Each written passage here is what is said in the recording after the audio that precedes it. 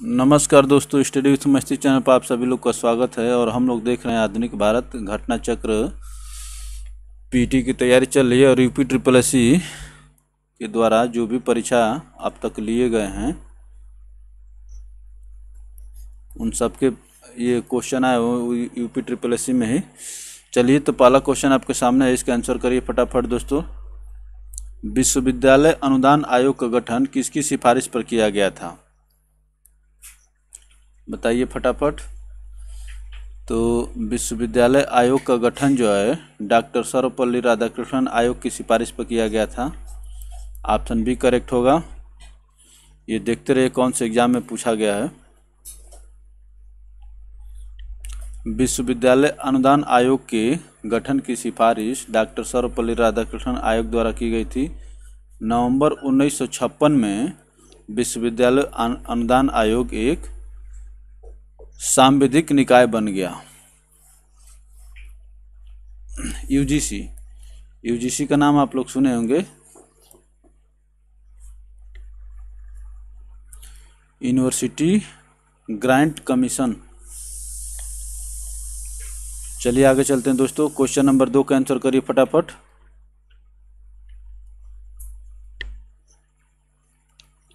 Hunter आयोग किसके विकास पर अधिक बल दिया?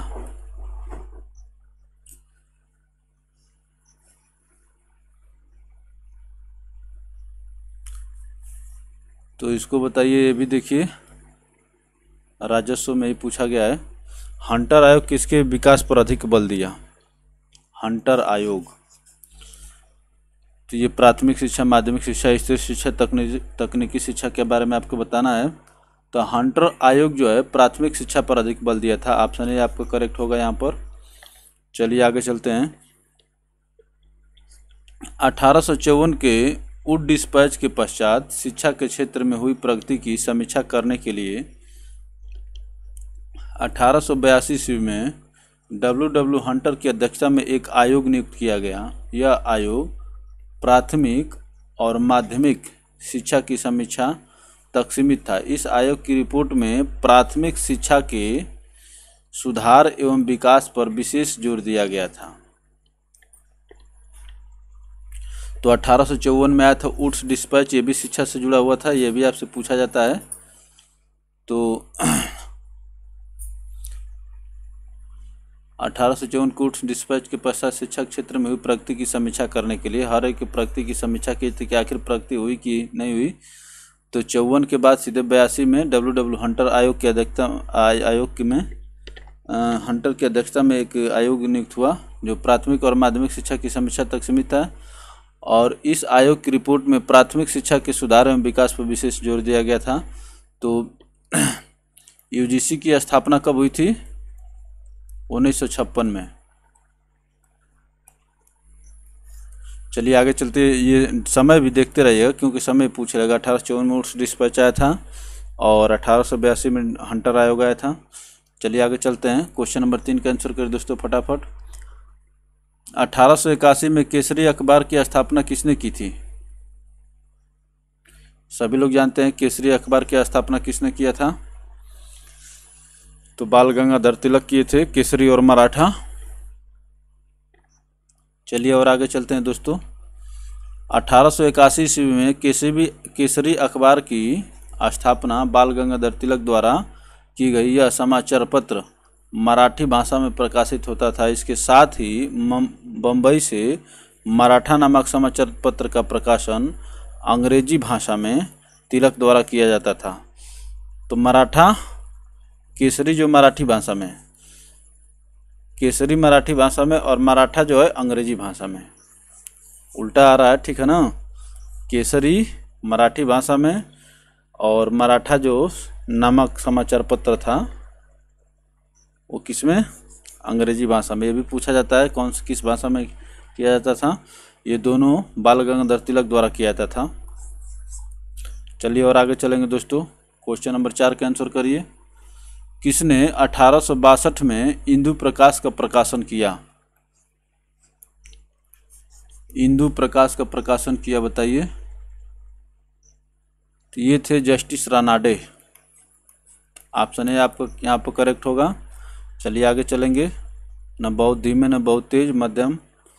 और उसके बाद भी अगर किसी को धीमे तेज देखने की व्यवस्था ज़रूरत होगी तो यूट्यूब में व्यवस्था है, देख लेगा स्पीड घटा कर बढ़ा करके, और वीडियो को रिवाइंड करके पास करके दोबारा देख करके। चलिए, इंदु प्रकाश एक आंग्ल मराठी पत्र था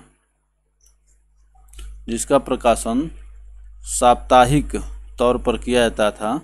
इसमें भारतीय स्वतंत्रता संघर्ष तथा ब्रिटिश शासन की आलोचना से संबंधित आलेख प्रकाशित किए जाते थे। 1862 ईस्वी में इस द्विभाषी पत्रिका को एम.जी. रानाडे द्वारा संपादित किया गया था। 1862 ईस्वी में इस द्विभाषी पत्रिका को एम.जी. रानाडे द्वारा संपादित किया गया था। चलिए आगे चलते हैं दोस्तों। निम्नलिखित में से स्वतंत्र समाचार पत्र पत्रिका के संस्थापक कौन थे? स्वतंत्र, ये समाचार पत्र का नाम था। बताइए संस्थापक कौन थे? तो स्वतंत्र समाचार पत्र के संस्थापक मोतीलाल नेहरू थे, जो जवाहरलाल नेहरू के पिता थे। पिता और पुत्र दोनों भारतीय स्वतंत्रता संघर्ष में सक्रिय रहे। चलिए आगे चलेंगे दोस्तों। स्वतंत्र, जिसका अंग्रेजी में इसको इंडिपेंडेंट कहते थे, समाचार पत्र पत्रिका के संस्थापक मोतीलाल नेहरू थे। इन्होंने इसका संपादन वर्ष 1919 में अंग्रेजी भाषा में किया। 1919 में अंग्रेजी भाषा में। तो 1919 से आपको एक घटना की याद आती होगी, जलियांवाला बाग नरसंहार। चलिए कमेंट बॉक्स में बताइए कि जलियांवाला बाग नरसंहार कब हुआ था। आगे चलेंगे दोस्तों। क्वेश्चन नंबर 6 का आंसर करिए। भारत में वंदे मातरम पत्रिका की स्थापना किन्होंने की थी? वंदे मातरम, वंदे मातरम पत्रिका की स्थापना किन्होंने की थी? तो ये थे अरविंद घोष। ऑप्शन सी आपके यहाँ पर करेक्ट होगा। ये देखिए 2018 का सेकेंड शिफ्ट का ग्राम विकास अधिकारी का पेपर है, क्वेश्चन है। चलिए आगे चलते हैं। 6 अगस्त 1906 को वंदे मातरम समाचार पत्र का प्रकाशन प्रारंभ हुआ। यह पत्र अंग्रेजी भाषा में था, लेकिन भारत में वंदे मातरम पत्रिका ने राष्ट्रीय आंदोलन में बड़ी भूमिका निभाई। इसकी स्थापना श्री सुबोध चंद्र मलिक, देशबंधु चित्तरंजन दास, बिपिन चंद्र पाल ने श्री अरविंद घोष के संपादकत्व में की थी। अर्थात इसके श्री अरविंद घोष क्या थे? संपादक थे। सुबोध चंद्र मलिक, देशबंधु चित्तरंजन दास और बिपिन चंद्र पाल ने श्री अरविंद घोष के संपादकत्व में की थी। चलिए, तो वंदे मातरम के संपादक कौन थे? अरविंद घोष, 1906 में अंग्रेजी भाषा में। चलिए और आगे चलेंगे दोस्तों। निम्नलिखित में से कौन से युग्म सही ढंग से मेल नहीं खाते हैं? आपको बताना है कौन मेल नहीं खा रहा है।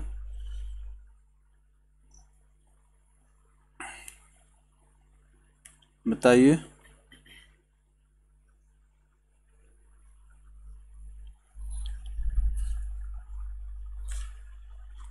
क्वेश्चन नंबर 7 का आंसर करिए फटाफट दोस्तों।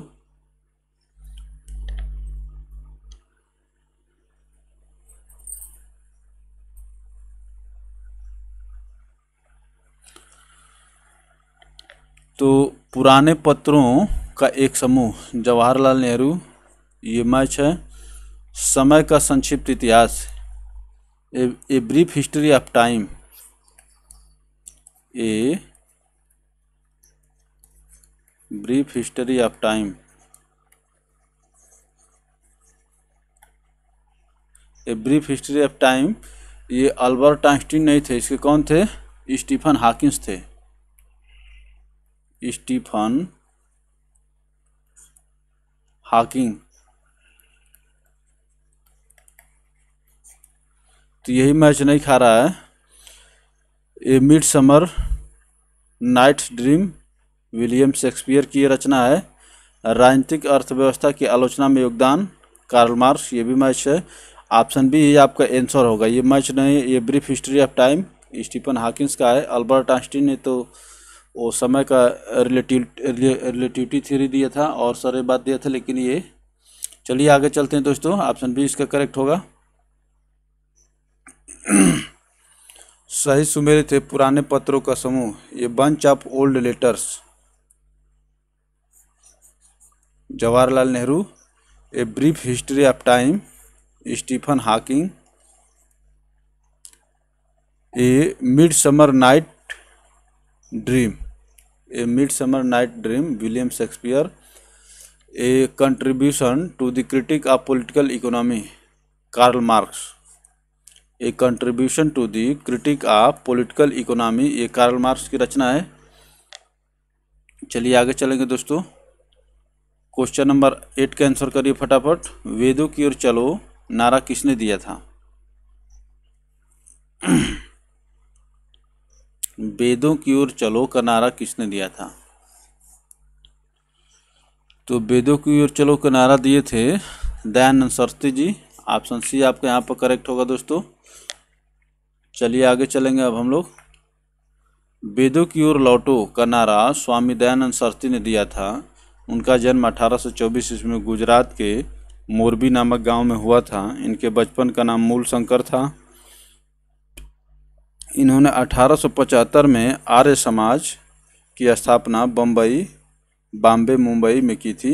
इनकी पुस्तक का नाम है सत्यार्थ प्रकाश। तो सत्यार्थ प्रकाश की रचना किसने की है? दयानंद सरस्वती ने किया है।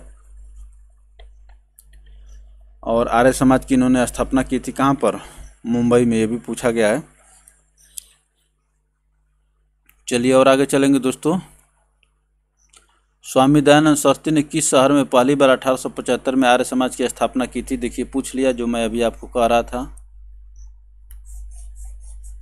किस शहर में बताइए? तो बॉम्बे, जिसको आप मुंबई कहते हैं,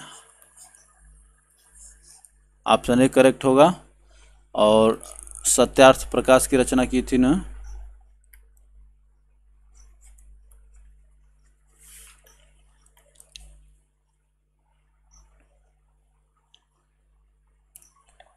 चलिए दोस्तों और आगे चलते हैं। तो देखिए इससे पहले वाले प्रश्न में इसकी व्याख्या दे दिया था, इसलिए आप लिखे उपयुक्त प्रश्न की व्याख्या देखें। क्वेश्चन नंबर 10 देखिए, पूछ लिया आर्य समाज की स्थापना किसने की थी?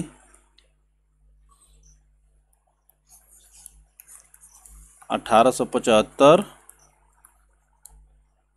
बम्बई।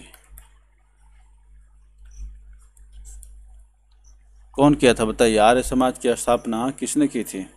आर्य समाज की स्थापना की थी स्वामी दयानंद सरस्वती। सत्यार्थ प्रकाश को भी आप याद रखेंगे, इनकी पुस्तक है।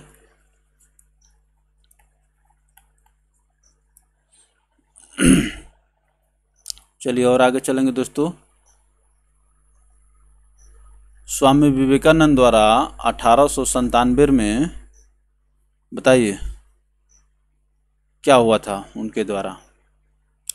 स्वामी विवेकानंद द्वारा 1897 में रामकृष्ण मिशन की स्थापना हुई थी। ऑप्शन सी करेक्ट होगा। चलिए और आगे चलेंगे दोस्तों। ये मंडी परिषद 18 का फर्स्ट शिफ्ट का क्वेश्चन है।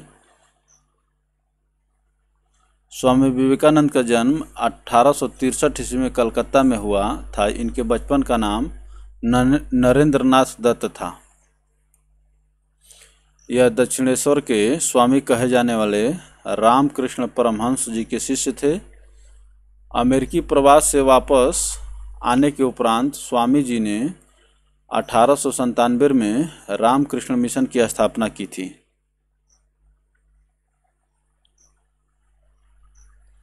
चलिए आगे चलते हैं। स्वामी विवेकानंद का जन्म जो है, बचपन का नाम जो है नरेंद्रनाथ दत्त था, ये भी आप याद रखेंगे। रामकृष्ण मिशन का मुख्यालय कहाँ स्थित है? रामकृष्ण मिशन का मुख्यालय कहाँ स्थित है, ये आपको बताना है। रामकृष्ण मिशन का मुख्यालय, वेलूर मठ का नाम आप लोग सुने होंगे। यहीं पर स्थित था रामकृष्ण मिशन का मुख्यालय। रामकृष्ण मिशन की स्थापना स्वामी विवेकानंद।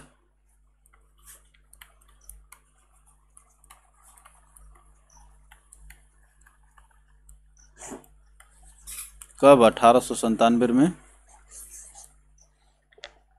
चलिए और आगे चलेंगे दोस्तों।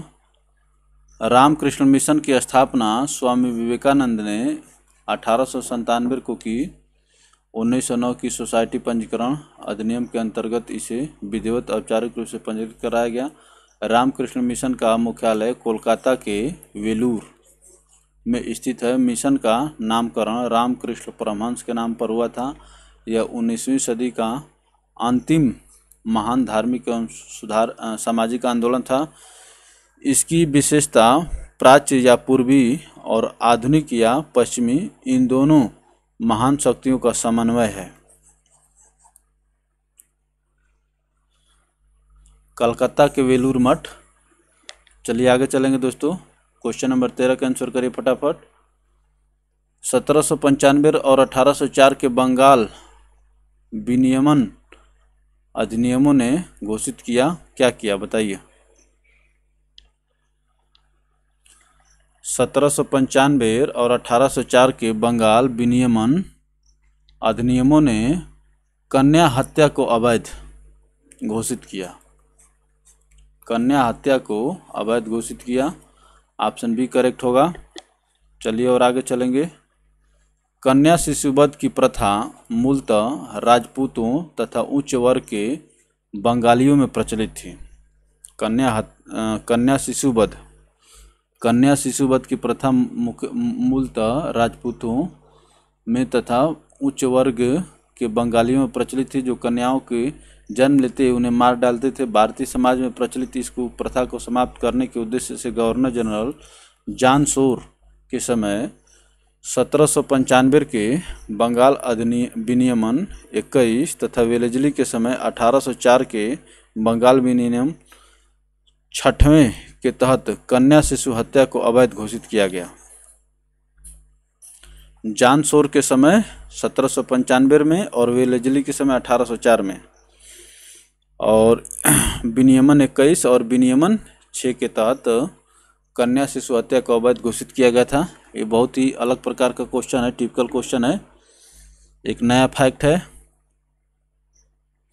चलिए आगे चलेंगे दोस्तों। क्वेश्चन नंबर 14 का आंसर करिए फटाफट। 1891 में बीएम मालाबारी के प्रयासों को तब फल मिला जिसकी सहमति की उम्र अधिनियम को पारित किया गया, जिसके अनुसार वर्ष से कम बालिकाओं के विवाह पर प्रतिबंध था। तो 1891 में बीएम मालाबारी के प्रयासों से कितने वर्ष की कम उम्र की बालिकाओं की उम्र को प्रतिबंधित कर दिया गया? तो 12 वर्ष से कम उम्र की बालिकाओं को माने विवाह पर प्रतिबंध लगा दिया गया। ऑप्शन बी करेक्ट होगा। चलिए आगे चलेंगे हम लोग। 1891 ईस्वी में ब्रिटिश सरकार ने बीएम मालाबारी के सहयोग से एज ऑफ कंसेंट एक्ट पारित किया, जिसके अनुसार 12 वर्ष से कम आयु की कन्याओं के विवाह पर प्रतिबंध लगा दिया गया। बाल गंगाधर तिलक ने इस एक्ट का विरोध करते हुए इसे भारतीय सामाजिक मामलों में विदेशी हस्तक्षेप माना। वैसे तो ये ठीक ही किया गया कि इससे कम उम्र की बालिकाओं को की शादी न की जाए। बाल गंगाधर तिलक ने इस एक्ट का विरोध करते हुए इसे भारतीय सामाजिक मामलों में विदेशी हस्तक्षेप माना। चलिए आगे चलते हैं दोस्तों। क्वेश्चन नंबर 15 का आंसर करिए फटाफट। 1892 में राजा राम मोहन राय ने एक नई धार्मिक संस्था की स्थापना की, जिसे सभा कहा जाता था, जिसे बाद में ब्रह्म समाज के नाम से भी जाना गया। राजा राम मोहन राय ब्रह्म समाज के नाम से जाना गया। किसको बताइए?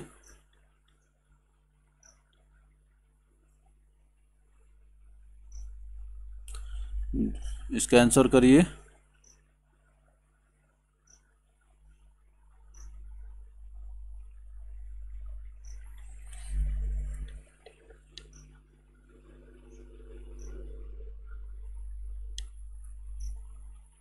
1892 में।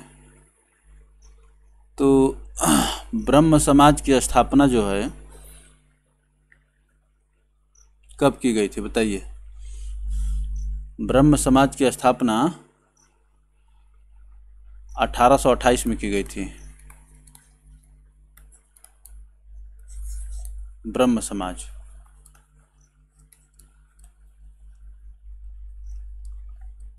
इससे पहले ब्रह्म समाज की पूर्ववर्ती संस्था को आत्मीय सभा कहते हैं।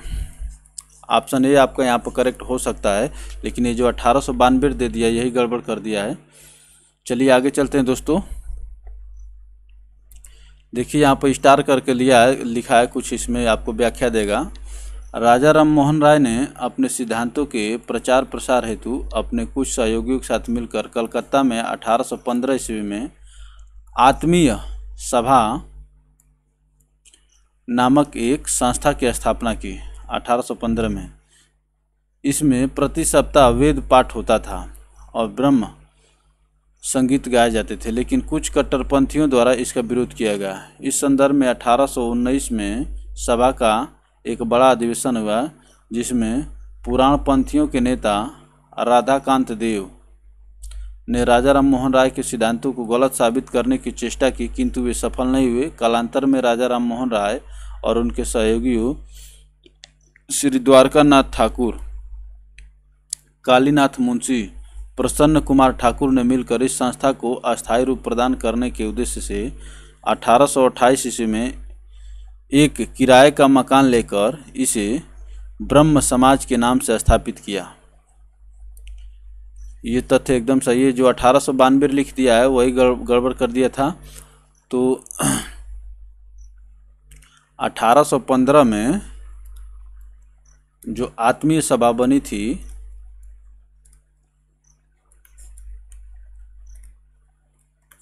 इसी का नामकरण 1828 में ब्रह्म समाज हो गया।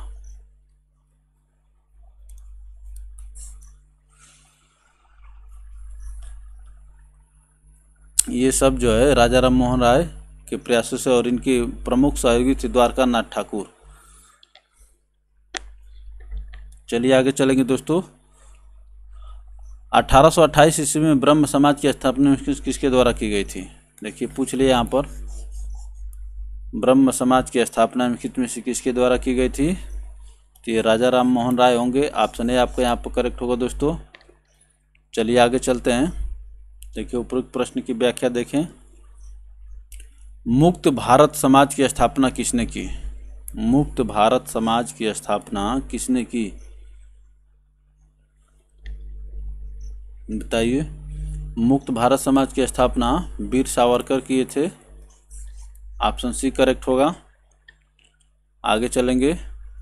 मुक्त भारत समाज या फ्री इंडिया सोसाइटी, अंग्रेजी में ये ज़्यादा चर्चित है, फ्री इंडिया सोसाइटी की स्थापना विनायक दामोदर सावरकर ने श्याम जी कृष्ण वर्मा के साथ की। सावरकर 1906 ईस्वी में लंदन गए थे। इसी दौरान उन्होंने इस संस्था की स्थापना की थी, जो कि मेजनी के विचारों से प्रेरित थी। फ्री इंडिया सोसाइटी, इसको आप देखेंगे क्योंकि free India society Vinayak Damodar Savarkar कब किए थे? 1906 में लंदन गए थे। इसी दौरान इस संस्था की स्थापना की थी, जो मेजनी के विचार से प्रभावित थी। चलिए आगे चलते हैं दोस्तों। ब्रिटिश शासन के आगमन से पहले भारत की स्वतंत्र अर्थव्यवस्था थी। उस समय निम्नलिखित में से कौन सा प्रमुख व्यवसाय नहीं था? ब्रिटिश आगमन से पहले भारत में कौन सा प्रमुख व्यवसाय नहीं था बताइए। तो ये पर्यटन जो घूमने घामने का व्यवसाय जो शुरू हुआ है, ये उस समय नहीं था। कृषि थी, हस्तशिल्प था, निर्माण था, लेकिन पर्यटन नहीं था। ऑप्शन डी आपका यहाँ पे आंसर होगा। चलिए आगे चलते हैं दोस्तों। भारत में ब्रिटिश शासन स्थापित होने के पूर्व यहाँ की एक स्वतंत्र अर्थव्यवस्था थी। गांव में किसान तथा व्यवसायी बहुत कुछ आत्मनिर्भर थे। वे खेती तथा अपनी ज़रूरत की चीज़ें स्वयं ही बना लेते थे। लेकिन ब्रिटिश शासन ने भारतीय लघु एवं कुटीर उद्योगों का सत्यानाश कर दिया। स्पष्टतः भारत में उस समय पर्यटन एक उद्योग के रूप में स्थापित नहीं हो पाया था। चलिए आगे चलते हैं दोस्तों। क्वेश्चन नंबर 19 का आंसर करिए। कुछ भारतीय अर्थशास्त्री ब्रिटिश शासन के दौरान भारत की राष्ट्रीय आय का मूल्यांकन करने का प्रयास करते हैं। निम्नलिखित में से कौन अर्थशास्त्री नहीं है, बताइए।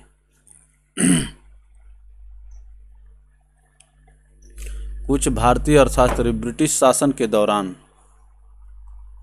भारत की राष्ट्रीय आय का मूल्यांकन करने का प्रयास करते हैं, तो इसमें से कौन नहीं था आपको ये बताना है। तो इसमें दादा भाई नौरोजी का ड्रेन ऑफ वेल्थ आप सुने हुए हैं। VKRB राव ये भी हैं, RC देसाई भी हैं, लेकिन प्रशांत चंद्र महालनोबिस, PC महालनोबिस जिनका आप सुनते हैं, हमें लगता है कि ये दूसरी पंचवर्षीय योजना इन्हीं के सिद्धांत पर थी, PC महालनोबिस के सिद्धांत पर। तो ये नहीं होगा, यही ऑप्शन डी आपका आंसर नहीं होगा।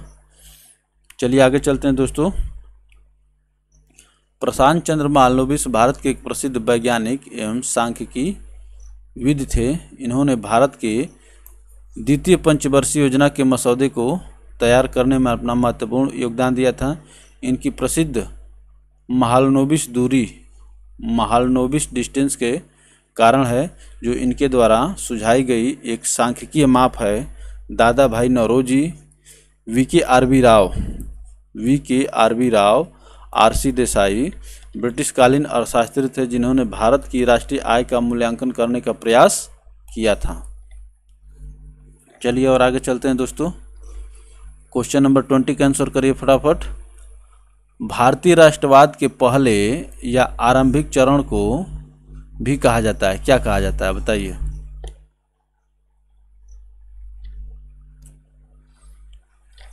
भारतीय राष्ट्रवाद के पहले आरंभिक चरण को क्या कहा जाता है। 1885 से 1905। आप जानते हैं कि 1885 में कांग्रेस की स्थापना होती है और 1905 में क्या होता है, बंगाल विभाजन। तो इस काल को क्या कहते हैं।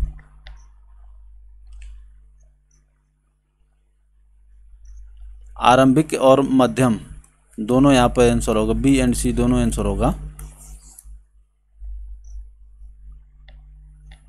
चलिए आगे चलते हैं दोस्तों। ऐसा तो नहीं है कि कांग्रेस की स्थापना से पूर्व मैंने भारतीय राष्ट्रवाद नहीं था, और राष्ट्रवाद तो था ही। तो आरंभिक और मध्यम दोनों इसको कहते हैं।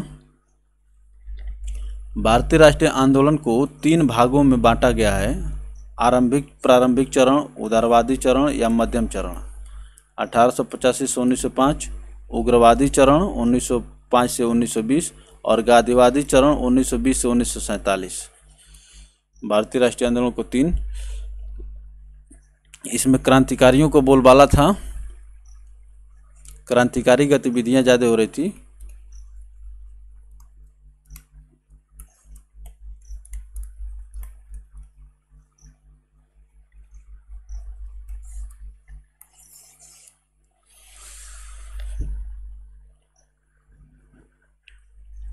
चलिए और आगे चलते हैं दोस्तों।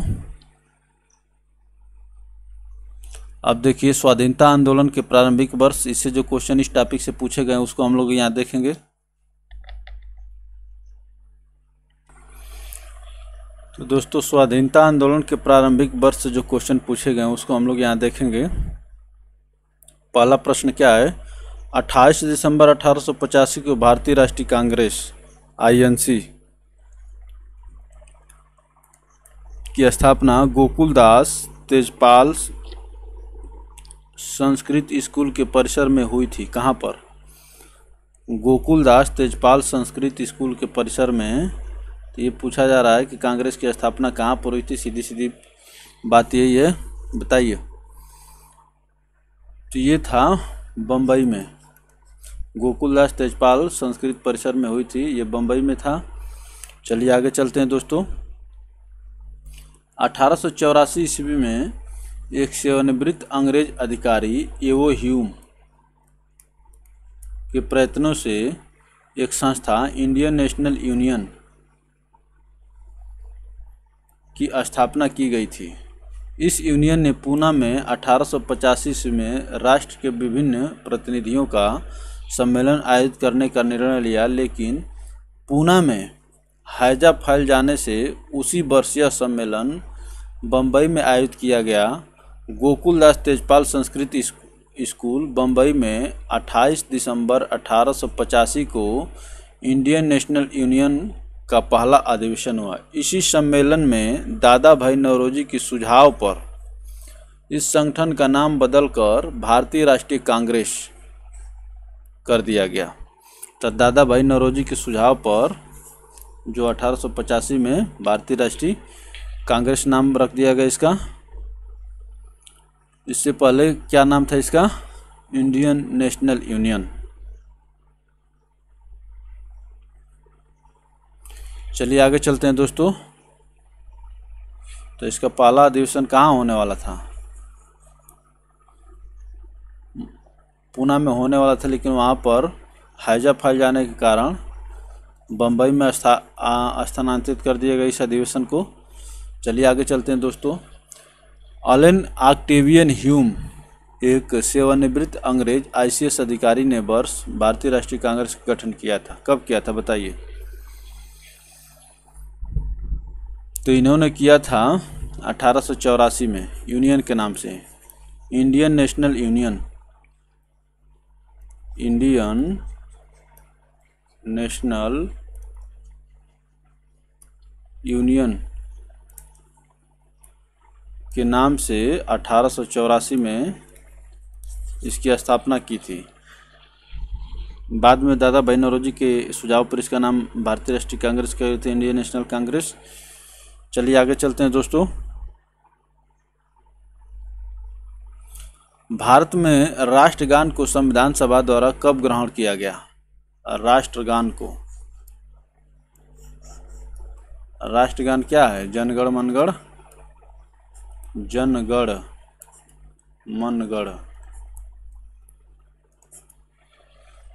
जनगण मनगढ़। राष्ट्रगान को संविधान सभा द्वारा कब ग्रहण किया गया? ये 24 जनवरी 1950 को किया गया था। ऑप्शन डी करेक्ट होगा। चलिए आगे चलते हैं दोस्तों। भारत का राष्ट्रगान जन गण मन है। इसके रचयिता रविंद्रनाथ टैगोर हैं। जनगण मन सर्वप्रथम 1911 को भारतीय राष्ट्रीय कांग्रेस के कलकत्ता अधिवेशन में गाया गया था। इस गाने में 52 सेकंड लगते हैं। भारत में राष्ट्रगान को संविधान सभा द्वारा 24 जनवरी 1950 को ग्रहण किया गया। भारत में राष्ट्रगान को संविधान सभा द्वारा 24 जनवरी 1950 को ग्रहण किया गया। चलिए आगे चलते हैं दोस्तों। जन गण मन को भारत का राष्ट्रगान सर्वप्रथम कब गाया गया था? जन गण मन जो भारत का राष्ट्रगान है सर्वप्रथम कब गाया गया था? 1911 के कलकत्ता अधिवेशन में। ऑप्शन ए करेक्ट होगा। 27 दिसंबर 1911 के कलकत्ता अधिवेशन में। और आगे चलेंगे दोस्तों। राष्ट्रीय गान सर्वप्रथम कब और कहाँ गाया गया? तो आप देख ही रहे हैं कब और कहाँ गाया गया। 27 दिसंबर 1911 कलकत्ता अधिवेशन, कांग्रेस के कलकत्ता अधिवेशन में। ऑप्शन ए करेक्ट होगा यहाँ पर। चलिए आगे चलते हैं दोस्तों। 1916 का लखनऊ समझौता महत्वपूर्ण था क्योंकि इसके बाद कांग्रेस ने क्या किया बताइए? 1916 का लखनऊ समझौता महत्वपूर्ण था क्योंकि इसके बाद कांग्रेस ने किया मुस्लिम लीग के साथ गठबंधन। ऑप्शन ए करेक्ट होगा। चलिए आगे चलते हैं दोस्तों। 1916 ईस्वी का लखनऊ समझौता महत्वपूर्ण था क्योंकि इसके बाद कांग्रेस ने मुस्लिम लीग के साथ गठबंधन किया था। इस अधिवेशन की अध्यक्षता अंबिका चरण मजूमदार ने की थी। इस अधिवेशन में कांग्रेस के नरम एवं गरम दल एक साथ आए। इसके लिए तिलक एवं एनी बेसेंट ने अथक प्रयास किए। तिलक एवं एनी बेसेंट ने अथक प्रयास किए। चलिए आगे चलते हैं दोस्तों। जो 1907 में सूरत में कांग्रेस फूट हुई थी या कांग्रेस का विभाजन हुआ था, वो जो है 1916 में मिल गई। इसी में मुस्लिम लीग भी साथ आई थी और अंबिका चरण मजूमदार, इसको याद रखेंगे, ये पूछा जाता है। दिसंबर 1916 में दोनों पक्षों के संयुक्त सत्र में संविधान संधि भारतीय राष्ट्रीय कांग्रेस और मुस्लिम लीग के बीच एक समझौता हुआ। बताइए कहाँ पर हुआ था?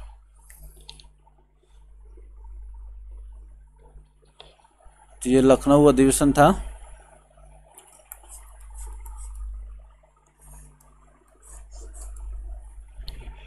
भारतीय राष्ट्रीय कांग्रेस और मुस्लिम लीग के बीच एक समझौता हुआ। चलिए आगे चलते हैं दोस्तों। महात्मा गांधी द्वारा भारतीय राष्ट्रीय कांग्रेस के कितने अधिवेशनों का सभापतित्व किया गया? कितने अधिवेशनों का सभापतित्व किया? तो अब जानते हैं केवल एक ही का किए हैं। महात्मा गांधी जो है, ऑप्शन सी करेक्ट होगा, केवल एक 1924 बेलगांव अधिवेशन। केवल इसी अधिवेशन की अध्यक्षता महात्मा गांधी की थे। ऑप्शन सी करेक्ट होगा। चलिए आगे चलते हैं दोस्तों। दिसंबर 1924 में गांधी जी ने बेलगांव कांग्रेस अधिवेशन की अध्यक्षता की थी। इसी अधिवेशन में स्वराजी नेता कांग्रेस के अभिन्न अंग के रूप में कांग्रेस के नेतृत्व में विधानमंडल में अपना काम करते रहेंगे, इस निर्णय को मंजूरी प्रदान की गई। क्या कह रहा है यहाँ से? इसी अधिवेशन में स्वराजी नेता कांग्रेस के अभिन्न अंग के रूप में कांग्रेस के नेतृत्व में विधानमंडल में अपना काम करते रहेंगे, इस निर्णय को मंजूरी प्रदान की गई। चलिए और आगे चलते हैं दोस्तों। महात्मा गांधी ने भारतीय राष्ट्रीय कांग्रेस के सत्र में किसकी अध्यक्षता की थी? केवल एक ही का किए हैं, बताइए। केवल एक ही अधिवेशन की अध्यक्षता महात्मा गांधी की है। अभी इससे हम लोग पहले देखे थे। ऑप्शन सी करेक्ट होगा 1924 बेलगाम अधिवेशन, ये कर्नाटक में था। चलिए और आगे चलते हैं दोस्तों। महात्मा गांधी भारतीय राष्ट्रीय कांग्रेस के अध्यक्ष किस वर्ष बने?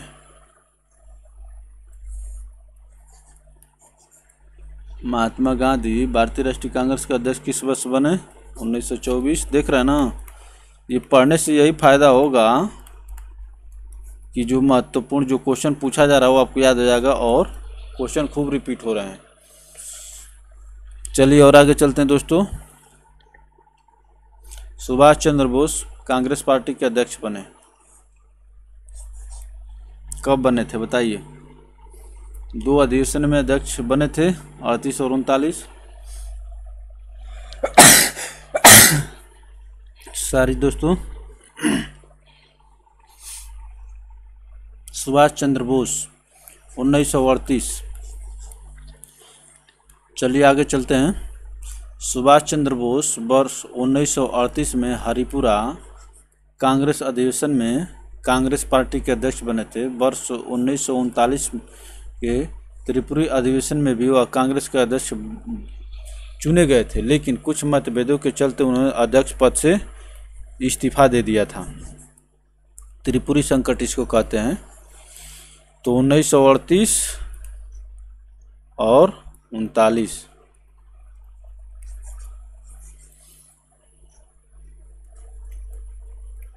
HT हरिपुरा त्रिपुरी। भारतीय राष्ट्रीय कांग्रेस के अधिवेशन की सर्वप्रथम किस मुसलमान ने अध्यक्षता की थी? मुसलमान ने अध्यक्षता की, बताइए। ये थे बदरुद्दीन तैयब जी। बहुत पहले ही कर दिए थे, 87 में ही। मद्रास अधिवेशन,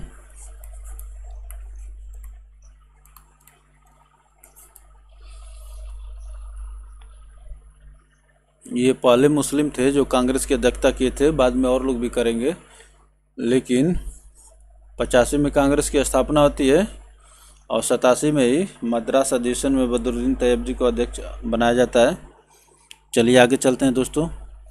सर्वप्रथम बदरुद्दीन तैयब जी ने 1887 ईस्वी में भारतीय राष्ट्रीय कांग्रेस के मद्रास अधिवेशन की अध्यक्षता की थी। चलिए और आगे चलते हैं दोस्तों। स्वदेशी तथा सविनय अवज्ञा आंदोलन, महात्मा गांधी तथा अन्य नेताओं की भूमिका। इस टॉपिक से जो प्रश्न पूछे गए उसको हम लोग यहाँ देखेंगे।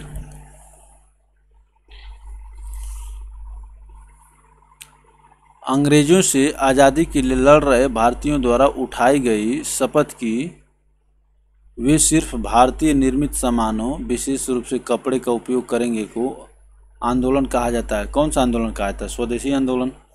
भारतीय निर्मित सामानों, कौन सा आंदोलन कहा जाता है? स्वदेशी अपनाओ। ऑप्शन सी करेक्ट होगा, स्वदेशी आंदोलन।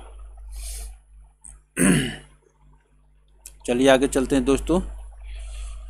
स्वदेशी आंदोलन की रणनीति में ब्रिटिश उत्पादों का बहिष्कार और घरेलू उत्पादों और उत्पादन प्रक्रिया का पुनरुत्थान शामिल था। इस रणनीति का लक्ष्य ब्रिटेन में बने माल का बहिष्कार करना तथा भारत में बने माल का अधिकाधिक प्रयोग करके साम्राज्यवादी ब्रिटेन को आर्थिक हानि पहुंचाना व भारत के लोगों के लिए रोजगार सृजन करना था। यह आंदोलन वर्ष 1905 से चला। अरविंद घोष, वीर सावरकर, लोकमान्य तिलक व लाला लाजपत राय स्वदेशी आंदोलन के प्रमुख उद्घोषक थे। जितने क्रांतिकारी थे गरम दल वाले, लाल बाल पाल, अरविंद घोष, वीर सावरकर, लोकमान्य तिलक, लाला लाजपत राय स्वदेशी आंदोलन के मुख्य उद्घोषक थे। चलिए और आगे चलेंगे दोस्तों। ब्रिटिश भारत सरकार ने बंगाल के विभाजन को लागू करने के निर्णय की घोषणा की थी।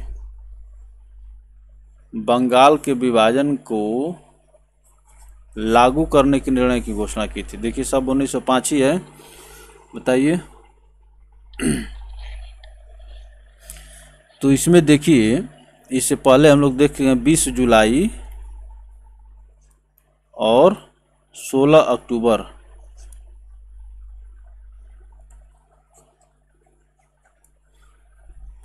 तो 20 जुलाई को घोषणा होती है और 16 अक्टूबर को लागू हो जाती है। तो अब देखिए क्या कह रहा है, ब्रिटिश भारत सरकार ने बंगाल के विभाजन को लागू करने के निर्णय की घोषणा कब की थी? तो 20 जुलाई को निर्णय की घोषणा हो रही है, जबकि 19 जुलाई दिया हुआ है, तो आंसर ये होना चाहिए। और 16 अक्टूबर को लागू हो गया था, इसलिए इसका कोई भी करेक्ट आंसर नहीं है यहाँ पर। चलिए आगे चलते हैं। तत्कालीन गृह विभाग भारत सरकार ने बंगाल के विभाजन को लागू करने के निर्णय की घोषणा 20 जुलाई 1905 को की थी।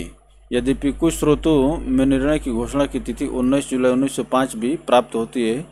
बंगाल विभाजन 16 अक्टूबर 1905 को प्रभावी हुआ था। बंगाल विभाजन के समय भारत के गवर्नर जनरल लॉर्ड कर्जन था। विकल्प भी सही माना है। तो ये एक दिन की तिथियां में अंतर हो जाता है। वैसे 20 जुलाई वाला ज़्यादा चर्चित है, इसीलिए इसका आंसर नहीं दिया गया, लेकिन परीक्षा में आप 19 जुलाई दे सकते हैं। चलिए आगे चलते हैं दोस्तों। निम्नलिखित में से किसने बंगाल के विभाजन के विरोध में हुए आंदोलन का नेतृत्व किया था? बताइए।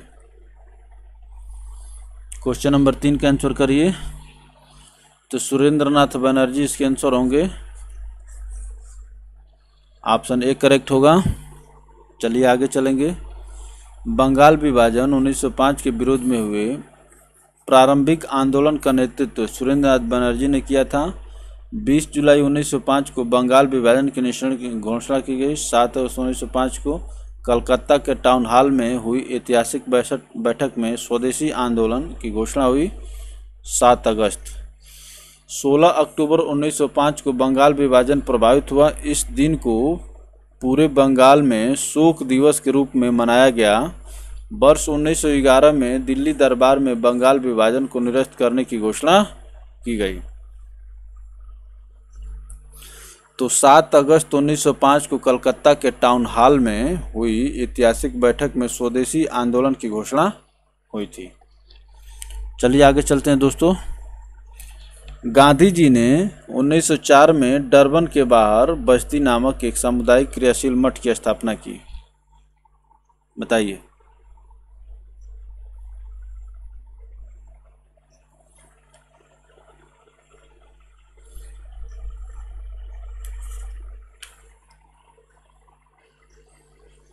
फिनिक्स, ऑप्शन डी करेक्ट होगा आपके यहाँ पर। गांधी जी ने जून 1904 में डरबन शहर के बाहर फिनिक्स बस्ती नामक एक सामुदायिक क्रियाशील मठ की स्थापना की। फिनिक्स, ऑप्शन डी करेक्ट होगा। चलिए आगे चलते हैं दोस्तों। गांधी जी दिसंबर 1904 में डरबन दक्षिण अफ्रीका में फिनिक्स आश्रम की स्थापना की। फिनिक्स महात्मा गांधी द्वारा स्थापित प्रथम आश्रम था। गांधी जी ने दक्षिण अफ्रीका में 1894 ईस्वी में नटाल इंडियन कांग्रेस की स्थापना की थी। नटाल इंडियन कांग्रेस की स्थापना की थी 1894 में। ये कांग्रेस की स्थापना, लेकिन प्रथम आश्रम फिनिक्स आश्रम ही था जो 1904 में किया गया था। चलिए आगे चलेंगे दोस्तों।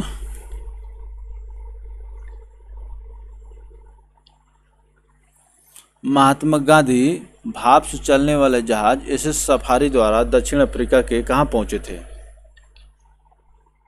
किस जगह पहुंचे थे महात्मा गांधी भाप से चलने वाले एसएस सफारी द्वारा दक्षिण अफ्रीका के कौन से शहर में पहुंचे थे? डरबन पहुंचे थे।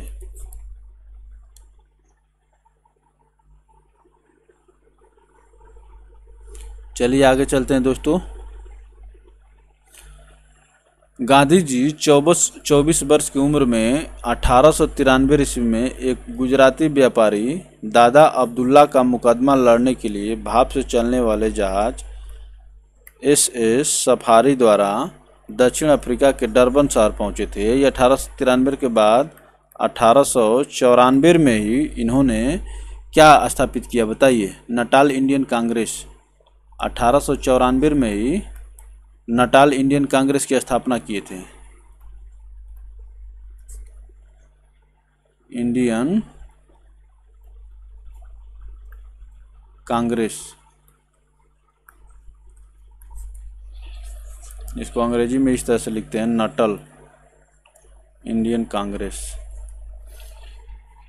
तो 24 वर्ष की उम्र में 1893 में एक गुजराती व्यापारी दादा अब्दुल्ला का मुकदमा लड़ने गए थे। वहीं से गांधी जी की कहानी शुरू होती है। महात्मा गांधी दक्षिण अफ्रीका में किस वर्ष पहुंचे थे बताइए? अभी हम लोग देखें हैं किस वर्ष पहुंचे थे। तो 1893 में पहुंचते हैं और 94 में क्या कर देते हैं? नटल इंडियन कांग्रेस की स्थापना कर देते हैं।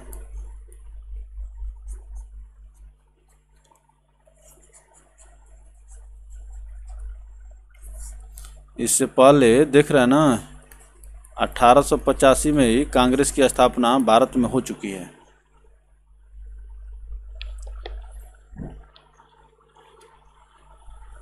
उपरोक्त प्रश्न की व्याख्या देखें। रंग भेद के कारण महात्मा गांधी को किस वर्ष दक्षिण अफ्रीका के पीटर्सबर्ग रेलवे स्टेशन में प्रथम श्रेणी के डिब्बे से सामान सहित बाहर फेंक दिया गया था? यह भी पूछा जाता है, बताइए। तो 1883 में इनको फेंक दिया गया था जब गए थे। उसके बाद यहाँ पर वहाँ पर अपनी जड़ जमाना शुरू किया गांधी जी ने, ठीक ना। तो 1893 में ही वहाँ गए थे और उसी साल उनको पीटर्सबर्ग रेलवे स्टेशन से प्रथम श्रेणी से फेंक दिया गया था। कहा माना जाता था कि प्रथम श्रेणी में केवल गोरे लोग ही यात्रा कर सकते थे। महात्मा गांधी 1893 में दक्षिण अफ्रीका गए थे। डरबन में एक सप्ताह रुकने के बाद वह प्रिटोरिया के लिए रवाना हुए। 31 मई 1893 को रास्ते में उन्हें अपमानित किया गया और पीटर्सबर्ग रेलवे स्टेशन पर रंगभेद के कारण प्रथम श्रेणी के डिब्बे से सामान सहित बाहर फेंक दिया गया था।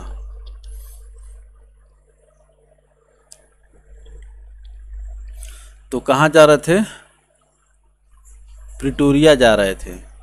डरबन में एक सप्ताह रुकने के बाद तो डरबन से निकले, इनको जाना था प्रिटोरिया। बीच में एक स्टेशन आया पीटर्सबर्ग।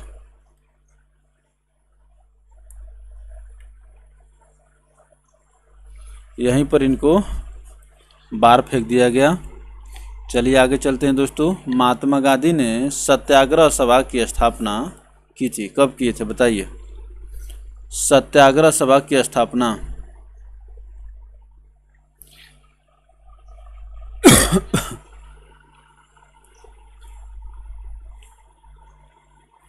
महात्मा गांधी ने सत्याग्रह सभा की स्थापना कब की बताइए? ये फरवरी 1919 की बात है। आगे चलते हैं दोस्तों। महात्मा गांधी ने रॉलेट एक्ट या काला कानून के विरोध में 24 फरवरी 1919 को सत्याग्रह लीग की स्थापना की। गांधी जी इसके अध्यक्ष तथा वीजी हनीमैन उपाध्यक्ष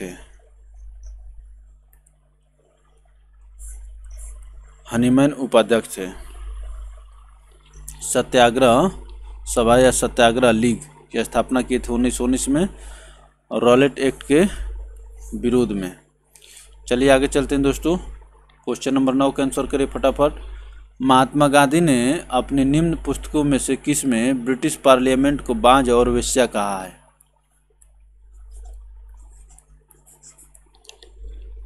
किस पुस्तक में बताइए? तो हिंद स्वराज में कहे हैं कि ब्रिटिश पार्लियामेंट जो बांझ और वेश्या है। चलिए आगे चलते हैं दोस्तों। महात्मा गांधी ने अपनी पुस्तक हिंद स्वराज अध्याय 5 पेज 12 में ब्रिटिश पार्लियामेंट संसद को बांझ और वेश्या कहा है।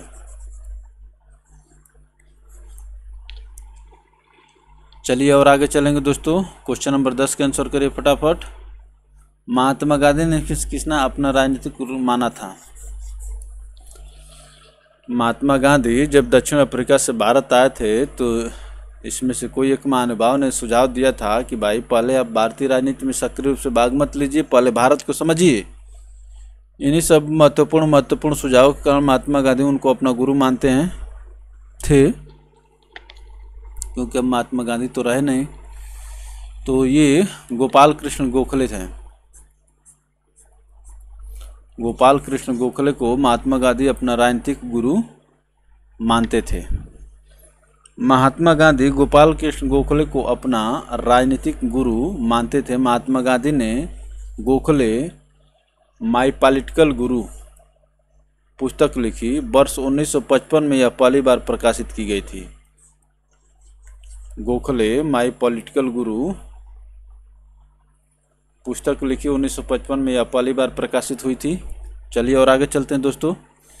क्वेश्चन नंबर 11 का आंसर करिए फटाफट। 1917 का सत्याग्रह महात्मा गांधी का पहला सत्याग्रह था। भारतीय स्वतंत्रता आंदोलन का एक बड़ा विद्रोह था। 1917 में कहाँ किए थे बताइए? 1917 में जो सत्याग्रह हुआ था ये चंपारण आंदोलन था। ऑप्शन डी करेक्ट होगा। और इनका भारत में पहला आंदोलन था। वर्ष अप्रैल 1917 को बिहार के चंपारण में किसानों के हक के लिए शुरू किया गया सत्याग्रह भारत में महात्मा गांधी का पहला सत्याग्रह था।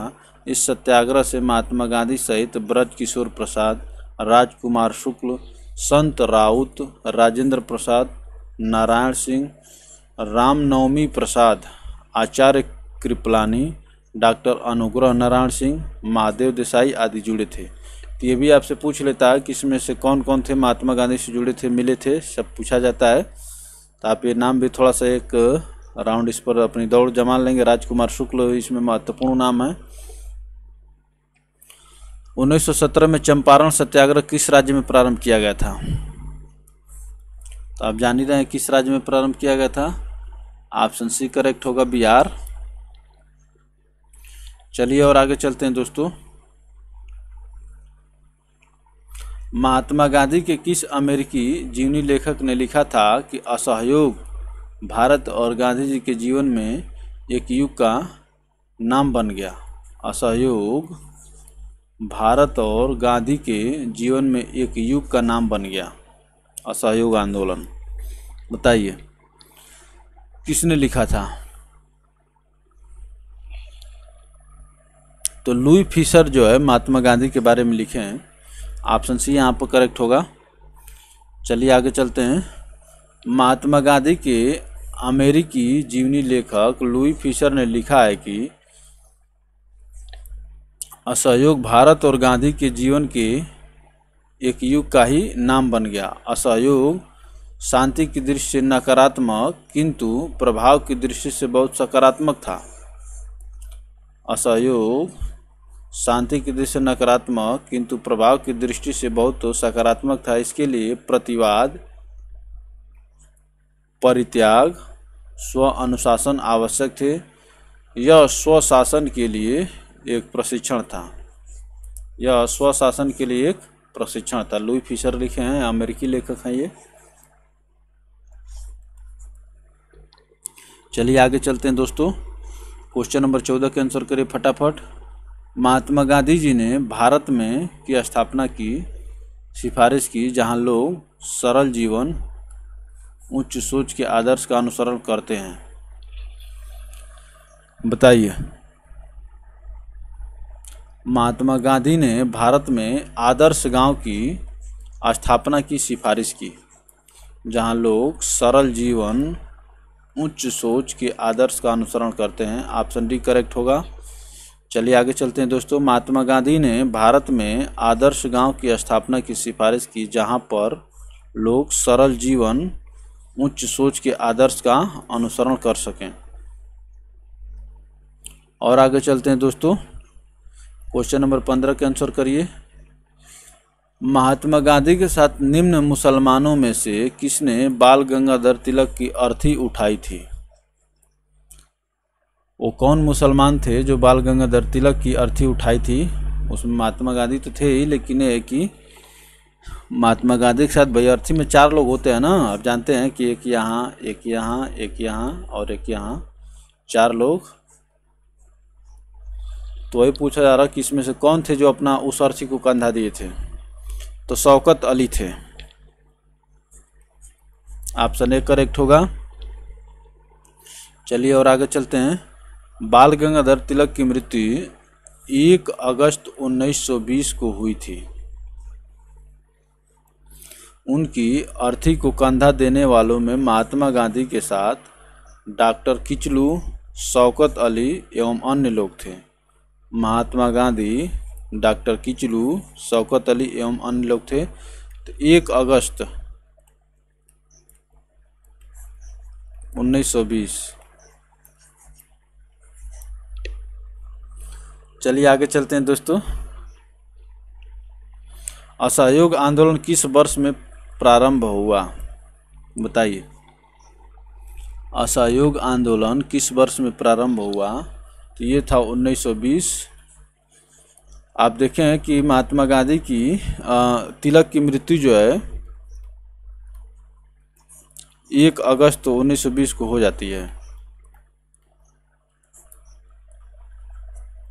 तो कहा जाता है कि तिलक जो है असहयोग आंदोलन शुरू करने वाले तो थे, शुरू करने वालों में तो थे, लेकिन इसके परिणाम को नहीं देख सके। तो इस प्रकार से प्रश्न पूछा जाता है आपसे कि इसमें से कौन जो असहयोग आंदोलन को शुरू करने वालों में थे लेकिन इसके परिणाम को नहीं देख सके? इसका आंसर यही तिलक जी होते हैं इस प्रश्न का। तो 1920 में असहयोग आंदोलन शुरू हुआ। चलिए आगे चलते हैं। असहयोग आंदोलन की शुरुआत गांधी जी द्वारा 1 अगस्त 1920 को की गई। गांधी जी ने असहयोग आंदोलन शुरू होने के 1 वर्ष के भीतर स्वराज प्राप्त करने का नारा दिया। असहयोग आंदोलन के दौरान ही मोतीलाल नेहरू, लाला लाजपत राय, सरदार वल्लभ भाई पटेल, जवाहरलाल नेहरू, राजेंद्र प्रसाद न्यायालय बहिष्कार कर आंदोलन में कूद पड़े थे। न्यायालय का बहिष्कार कर आंदोलन में कूद पड़े थे। असहयोग का मतलब सहयोग नहीं करना है। चलिए आगे चलते हैं दोस्तों। चौरी चौरा घटना कब हुई थी? चौरी चौरी घटना के बाद ही गांधी जी असहयोग आंदोलन को वापस ले लिए थे। तो चौरी चौरी घटना जो है, चौरा चौरी घटना जो है, कहीं 4 फरवरी दिया जाता है और कहीं 5 फरवरी दिया जाता है। अब देखिए इसमें आप रियली तो 4 फरवरी वाले को ऐसा ही माना जाता है, लेकिन नहीं दिया है तो 5 फरवरी वाले को लेकर के 5 फरवरी 1922 यहाँ पर टिक कर सकते हैं, क्योंकि परीक्षा में कुछ न कुछ तो करना होगा आपको। वैसे इसका करेक्ट आंसर 4 फरवरी वाला होता है।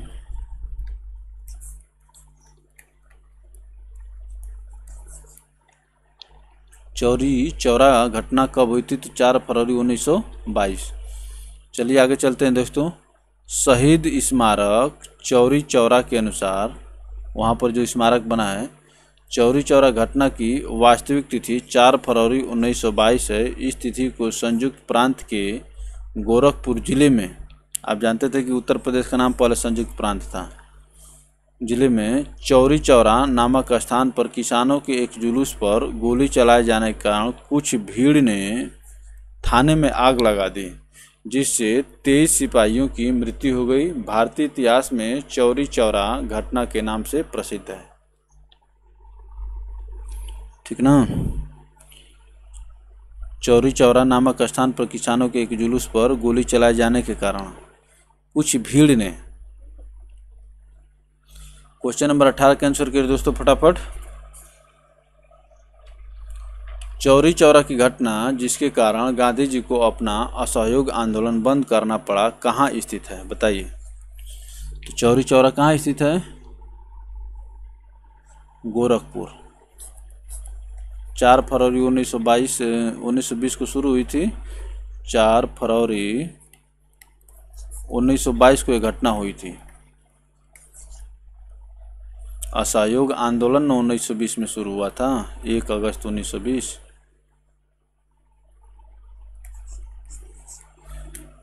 चार फरवरी 1922 हो गया। चलिए आगे चलते हैं दोस्तों।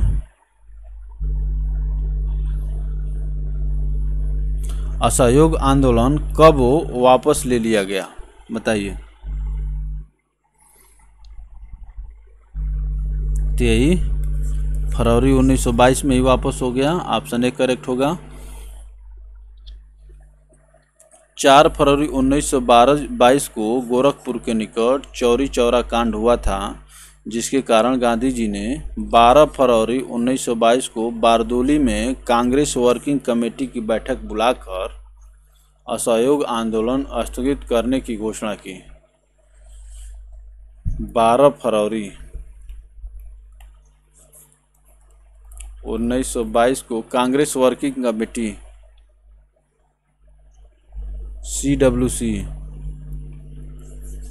कांग्रेस वर्किंग कमेटी की बैठक बुलाकर असहयोग आंदोलन स्थगित करने की घोषणा की। चलिए और आगे चलते हैं दोस्तों। सविनय अवज्ञा आंदोलन का मुख्य उद्देश्य क्या था बताइए। सविनय अवज्ञा आंदोलन का मुख्य उद्देश्य क्या था?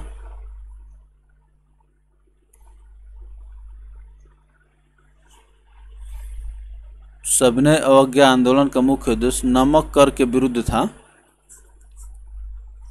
जो नमक पर टैक्स लगता था, नमक पर कर,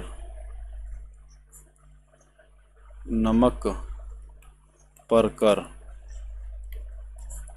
टैक्स जो लगता था उसी के विरुद्ध था। तो सविनय अवज्ञा आंदोलन शुरू कब हुआ था? तो 1930 में शुरू हुआ था। अवज्ञा का मतलब मानेंगे नहीं, ठीक ना, आपके आदेश की अवहेलना करेंगे। चलिए और आगे चलते हैं दोस्तों। 12 मार्च 1930 को महात्मा गांधी साबरमती आश्रम से 78 सहयोगियों के साथ पैदल चलकर 24 दिनों में 390 किलोमीटर की यात्रा कर दांडी पहुँचे। साबरमती आश्रम से दांडी, जहां 6 अप्रैल 1930 को उन्होंने नमक कानून भंग कर सविनय अवज्ञा आंदोलन प्रारंभ किया। नमक को इस आंदोलन का एक प्रमुख मुद्दा बनाया गया क्योंकि सरकार ने इस पर अत्यावश्यक वस्तु की बिक्री को नियंत्रित कर रखा था और उस पर करारोपण किया था। तो जो आवश्यक वस्तु की बिक्री को नियंत्रित कर रखा था और उस पर कर लगाया था। तो 12 मार्च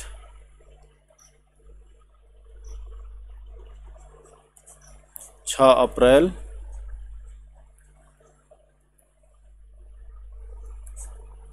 12 मार्च 6 अप्रैल और साबरमती से दांडी, साबरमती से दांडी। ये सब मैं इसलिए लिख रहा हूँ ताकि आपको फोकस बढ़े। और 24 दिनों की यात्रा थी, 78 सहयोगियों के साथ चले थे, 390 किलोमीटर की यात्रा थी। क्योंकि जब ये ऑब्जेक्टिव एग्जाम में कुछ भी पूछ लिया जाता है, ये छोटे छोटे फैक्ट भी पूछे जाते हैं। चलिए क्वेश्चन नंबर 21 के आंसर करें दोस्तों फटाफट। सविनय अवज्ञा आंदोलन की शुरुआत के पहले वायसराय को गांधी जी का 11 सूत्रीय चेतावनी दिया गया था। इन चेतावनियों के संदर्भ में क्या सही है? सविनय अवज्ञा आंदोलन शुरू करने से पहले 11 सूत्रीय दिया गया था। तो उस 11 सूत्रीय में क्या था? बहुत ही महत्वपूर्ण प्रश्न पूछ ले, देखिए, ठीक है ना। तो क्या सही है ये आपको बताना है। रुपया डॉलर विनिमय दर को कम करना, ये भी था। भू राजस्व में 50% की कमी करना, ये भी था। राजनीतिक कैदियों को रिहा करना, ये भी था। तो ये तीनों सही हैं, तीनों सही हैं। इसके अनुसार क्या होगा? ऑप्शन डी करेक्ट होगा दोस्तों। चलिए और आगे चलते हैं। सविनय अवज्ञा आंदोलन की शुरुआत से पूर्व महात्मा गांधी ने आंदोलन को टालने का पूरा प्रयास किया तथा वायसराय लॉर्ड इरविन के समक्ष 11 सूत्रीय मांग पत्र रखा। इसमें मुख्यतः सेना के खर्च तथा सिविल सेवा के वेतनों में 50% कटौती, पूर्ण शराबबंदी, राजनीतिक कैदियों की रिहाई, रुपए की विनिमय दर कम करना, लगान में 50% कटौती, नमक पर सरकारी इजारेदारी एवं नमक कर को समाप्त करना आदि मांगें शामिल थी। इन मांगों को सरकार ने मानने से इनकार कर दिया तो गांधी जी आंदोलन शुरू कर दिए। 12 मार्च से 6 अप्रैल साबरमती से दांडी, 24 दिन, 390 किलोमीटर, 78 सहयोगी। ये सब याद रखिए, पूछ लेगा, काम हो जाएगा गड़बड़। एक स्टेटमेंट चलना है कि अगर पेट पालना है तो पेट को निकालना है, ठीक ना। आगे चलते हैं दोस्तों। निम्नलिखित में से कौन से महत्वपूर्ण व्यक्ति ने सभी तीनों गोलमेज सम्मेलनों में भाग लिया था? तीनों गोलमेज सम्मेलनों में भाग लेने वाले कौन थे, बताइए। तो वही महान व्यक्ति प्रारूप समिति के अध्यक्ष, संविधान की प्रारूप समिति के अध्यक्ष BR अम्बेडकर जी तीनों गोलमेज सम्मेलनों में भाग लिए थे। ऑप्शन डी करेक्ट होगा। चलिए और आगे चलेंगे दोस्तों। अक्टूबर 1929 में लॉर्ड इरविन ने रैमजे मैकडोनाल्ड की नवगठित श्रमिक सरकार से मंत्रणा करने के पश्चात यह घोषणा की कि भारत की उन्नति का अंतिम चरण डोमिनियन स्टेटस प्राप्त करना है। इसके अतिरिक्त उन्होंने यह भी घोषणा की कि अंग्रेज सरकार ने यह निश्चय किया है कि साइमन आयोग की रिपोर्ट पर विचार विमर्श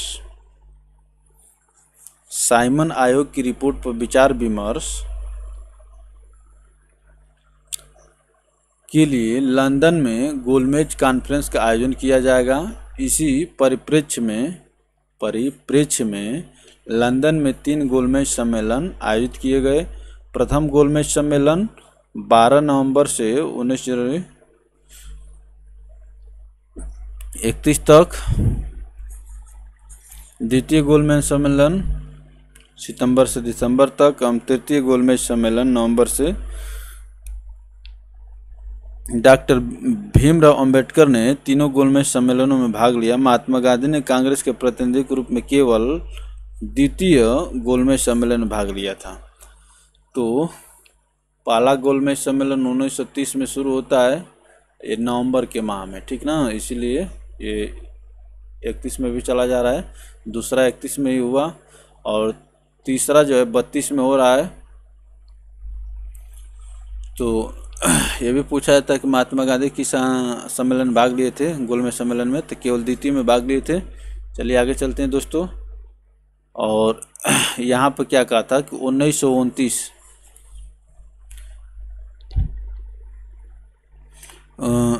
लॉर्ड इरविन और रामजे मैकडोनाल्ड की नवगठित श्रमिक सरकार से मंत्रणा करने के पश्चात निम्नलिखित में से किसने सभी तीनों गोलमेज सम्मेलनों में भाग लिया? अभी हम लोग देखे हैं कौन भाग लिए थे। ये थे BR Ambedkar ji. Option D correct होगा दोस्तों। चलिए और आगे चलते हैं। अब देखिए क्रांतिकारी आंदोलन तथा उग्रवादियों का उदय, यहाँ से अब हम लोग देखेंगे।